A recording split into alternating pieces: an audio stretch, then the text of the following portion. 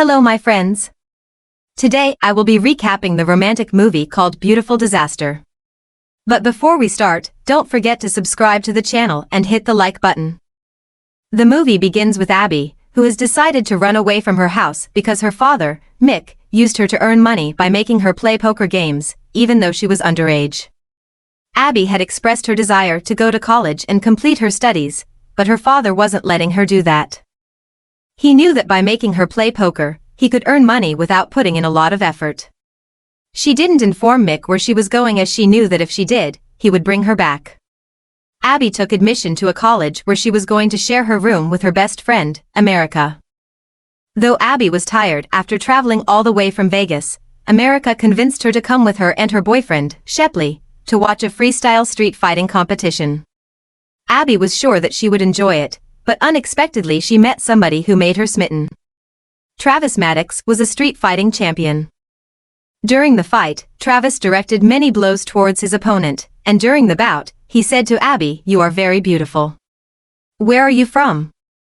But his opponent made a blow from the back. Travis got up and directed a strong blow at him which led to blood splattering on Abby's clothes. When she left, she collided with someone, but she fell into Travis' arms. Shelby then told him that they should leave because they had won a lot of money.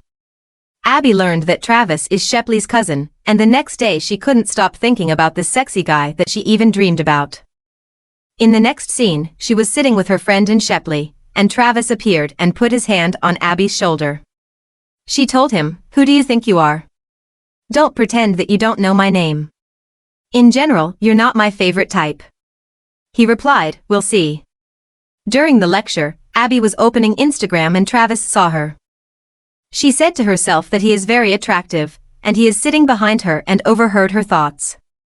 When she left her phone, he told her that he saw everything.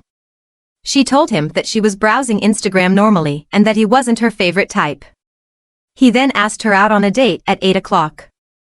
They meet and go out together, and he tells Abby that his mother died when he was an infant while his father raised him with 4 other children. So he became skilled in fighting because he always fought with them when they were young. Abby, on the other hand, was in denial as she felt that Travis was not the kind of guy she was looking for. Abby wanted somebody more stable, someone who was serious about his career and did not recklessly take part in fighting competitions to earn money. Abby met a guy named Parker, and they started seeing each other. Everybody in that town seemed to be street fighting fans, and even Parker took Abby to watch a match. Abby didn't know that Travis was one of the competitors that night, and when he saw her clad in a beautiful dress, he got a bit angry because she had been stalling him and not replying to his texts. And here she was on a date with another guy.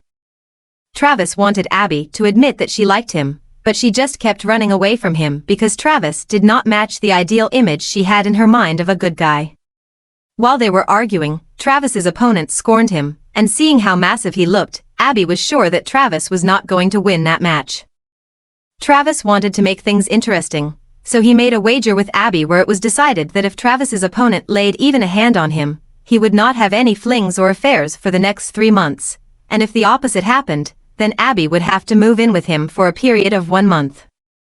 Abby agreed to it, and she was shocked when Travis actually knocked his opponent out before he could even land a single punch. Abby moved in with Travis, and though she had many problems in the beginning with the untidy manner in which the boys lived, she slowly started getting emotionally attached to Travis. Travis decided to take Abby to his father's home for dinner and make her meet his family. Abby met the Maddox brothers, and they already seemed to know a lot about her. They decided to play poker together, but Abby backed off by saying that she was not interested in playing. Even the name of the game brought back memories of her childhood, and she remembered how her father used her for his own purposes. Abby got triggered when one of the brothers told her that she could come and play with them as they wouldn't be very hard on her. Abby took the challenge, and the brothers were shocked to see how good she was at it. Abby's father started telling everybody that back in the day, there were stories about a guy named Mick whose daughter was a poker prodigy, and she used to accompany him wherever he went. Travis' father figured out that Abby was lucky 13, and she had been hiding this fact from everyone. The Maddox brothers got starstruck that they had been defeated by none other than the poker prodigy herself, about whom they had only heard stories up until then. Travis and Abby got intimate that night, though Abby was still in denial and constantly feeding herself lies that she didn't like him. Travis saw a text on her laptop, and he thought that she had been secretly seeing another guy behind his back, when in reality, the text was from her father. Travis stayed out the whole night, and Abby got scared as she didn't know where he had suddenly left in the middle of the night. Travis came back in the morning, and that's when Abby told him that Mick was her father, and Travis took a sigh of relief. Travis arranged for a pre-birthday surprise party for her to make up for his actions, but Abby was still mad at him because of the way he had behaved when he had seen her father's text. Abby and Travis had a heated argument, but after that, they reconciled when they realized that both had fallen for each other, and there was no point in resisting that feeling. Mick Abernathy once again came back into Abby's life, and she came to know that he was in heavy debt, and Benny, the casino owner, wanted Abby to start playing again and give him back his money. Benny sent his guy to bring Abby to his place, and though Abby resisted at first, she agreed to play just this one time and pay off the debt. Abby had seen how miserable her father looked, and she just couldn't leave him in that helpless state.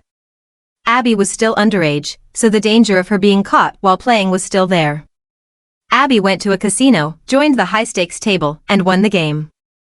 She was leaving the casino with the chips when an old friend named Jesse, who worked there as a security chief, came and met her. Jesse told Abby that he couldn't let her take the chips because he knew that she was underage.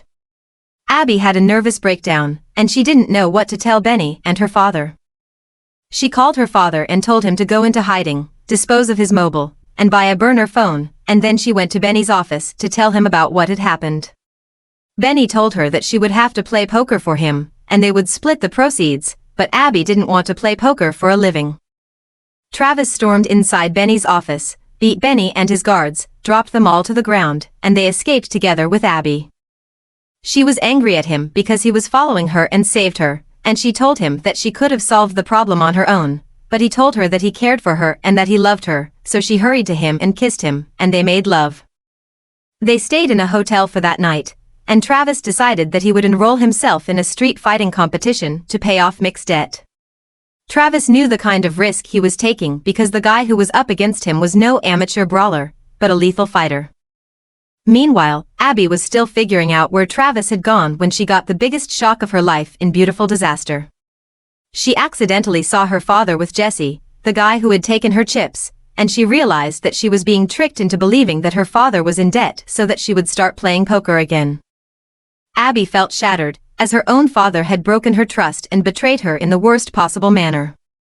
Abby confronted her father and told him that she didn't want to see him ever again, then went to the arena where Travis was supposed to have his fight, and she saved Travis before he got himself killed.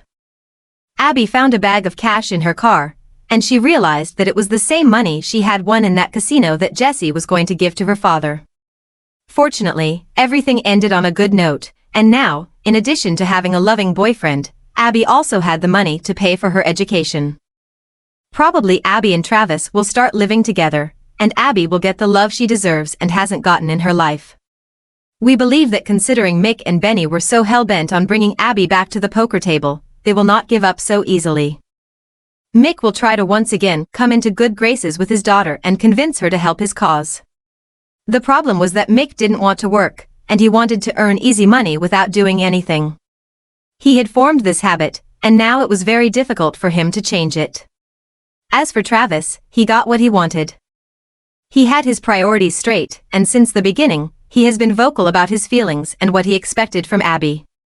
Abby had a chance to start afresh, something that she had wanted for a very long time. She will definitely finish her studies, try to build her life block by block, and also find a white-collar job to earn her living. Thanks for watching this video.